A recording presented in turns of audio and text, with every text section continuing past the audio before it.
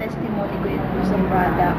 Kasi usually, yung di ba paggamit ng anayon, every cycle ng period ko, meron akong dysmenorrhea. Okay. Kaya pala nagkakaroon ako ng dysmenorrhea. Yung mga mass ng menstruation na hindi lumalabas kagad. Kaya siya masakit.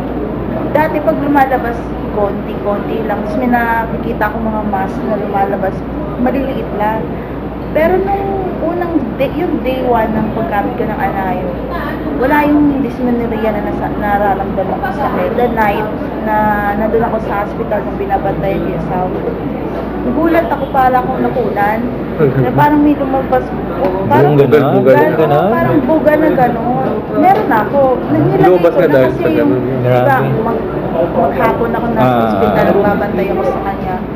Tapos nung gabi na gusto ko na magpalit para pag natulog ako maginhawa. Nung nasa CR ako, parang, ano to, parang nakunan ako, may lumabas na, siguro ganito siya kalaki. Basta, parang kusino. Ay, dapat kasama ko sa mga dinidemo nila, kasi sa dinidemo yung hindi wet. Eh, paano kung may mas na lumalabas? Yun naisip ko, guys, sa akin, parang extraordinary na laman talaga yung lumalabas. So, inano ko ng tissue. Pag ganun ka, syempre dry pa rin siya. Yung tinapo ko na siya, parang Pero ano yung feeling mo nung tanggal yun? maginawa. Pinabawasan ko na Hindi ka masakit. natanggal. Oo. Kaya hindi ako nahihirapan sa ospital eh. Sakit kaya ng ulo yun. Sabi nila. Masakit sa ulo. Hindi ako nakakapasok. Nakakasira yun ng attendance po.